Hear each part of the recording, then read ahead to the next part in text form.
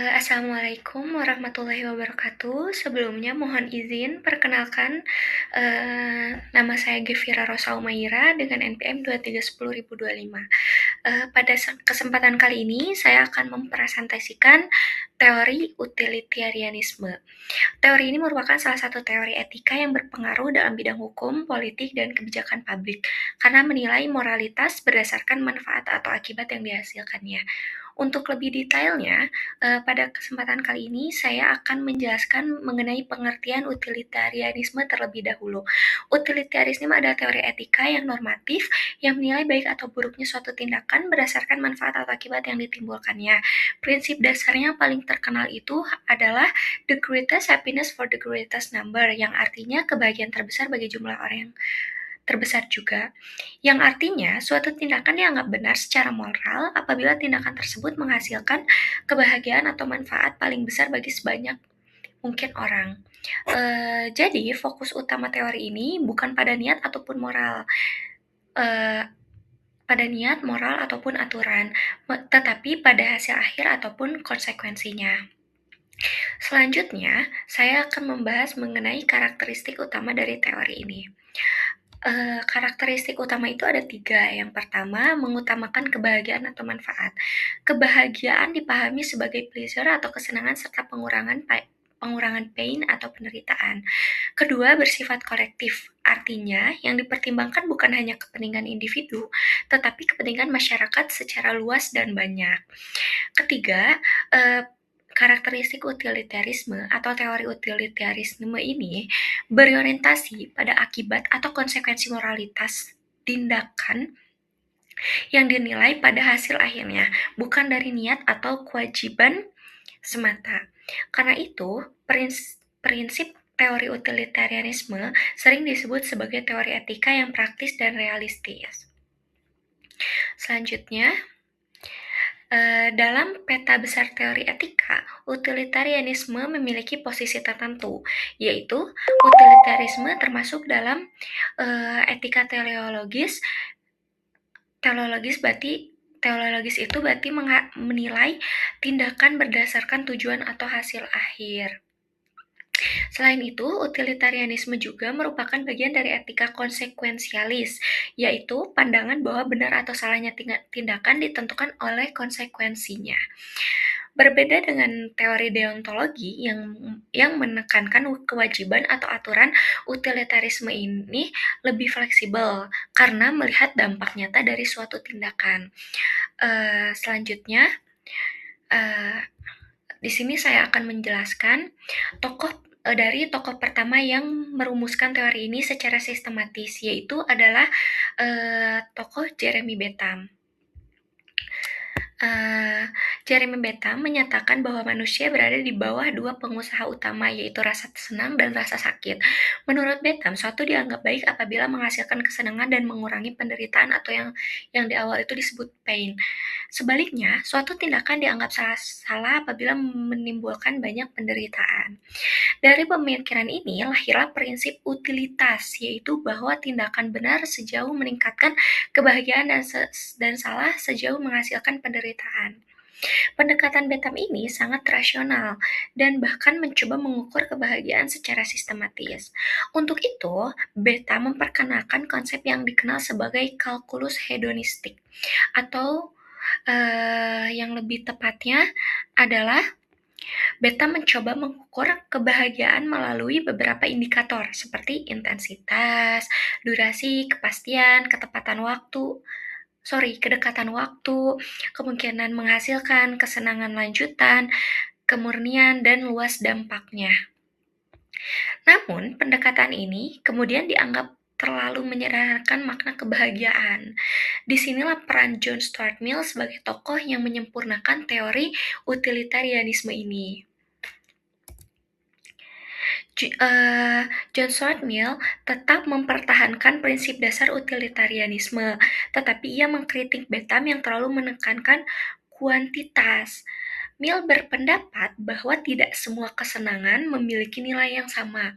Menurutnya, ada dimensi kualitas dalam kebahagiaan.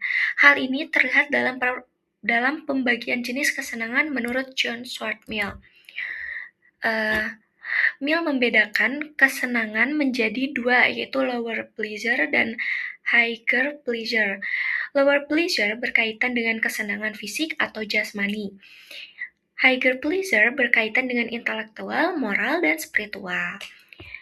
Mill bahkan mengatakan lebih baik menjadi manusia yang tidak puas daripada babi yang puas. Hal itu dimaknai dengan kualitas kebahagiaan lebih penting daripada sekedar jumlahnya. Di sini terlihat bahwa utilitarianisme berkembang menjadi lebih kompleks dan tidak sekadar menghitung angka kebahagiaan. Kemudian, Mill menegaskan kembali prinsip kebahagiaan terbesar atau greatest happiness principle. Menurut John Stuart Mill, tindakan dinilai benar apabila menghasilkan kebahagiaan dan salah apabila menghasilkan suatu penderitaan. Kebahagiaan ini bersifat imparsial, yang artinya kepentingan setiap orang harus dipertimbangkan secara setara. Tidak boleh ada satu orang yang dianggap otomatis lebih penting daripada yang lain. Prinsip ini sangat relevan dalam konteks hukum dan kebijakan publik. Dalam perkembangannya, utilitarianisme ini terbagi menjadi dua jenis, yaitu utilitarianisme yang menilai setiap tindakan secara individual berdasarkan konsekuensi langsungnya.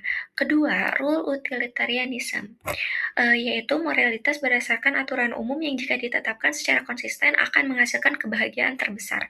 Rule utilitarianism muncul untuk mengatasi kelemahan utilitarianism, jadi keduanya saling melengkapi, yang kadang bisa membenarkan ketidakadilan demi mayoritas. Jadi rule utilitarianism ini muncul agar hak individu tuh tidak terhilangkan hanya untuk memprioritaskan sebuah mayoritas tertentu gitu. Selanjutnya kita akan melihat kelebihan dari teori ini. Utilitarianisme bersifat rasional dan praktis. Teori ini sangat relevan dalam pengambilan kebijakan publik karena fokus pada dampak nyata terhadap masyarakat. Dalam sistem hukum modern, banyak kebijakan pidana mempertimbangkan manfaat sosial dan efek jera yang secara tidak langsung dipengaruhi oleh pemikiran utilitarian. Namun, teori ini juga tidak lepas dari kritik.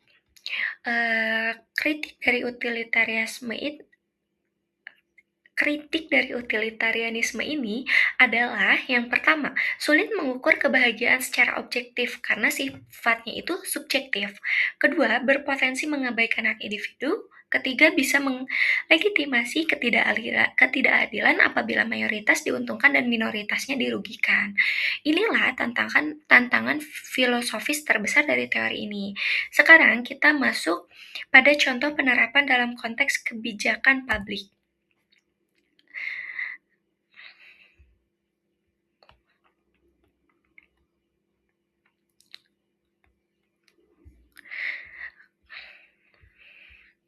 Nah, di sini kan saya memberikan salah satu contoh kasusnya ya, yaitu pada saat aparat kepolisian menutup satu jalan utama untuk mencegah bentrokan dan menjaga ketertiban umum saat demonstrasi berlangsung. Penutupan tersebut menyebabkan kemacetan dan keterlambatan aktivitas masyarakat.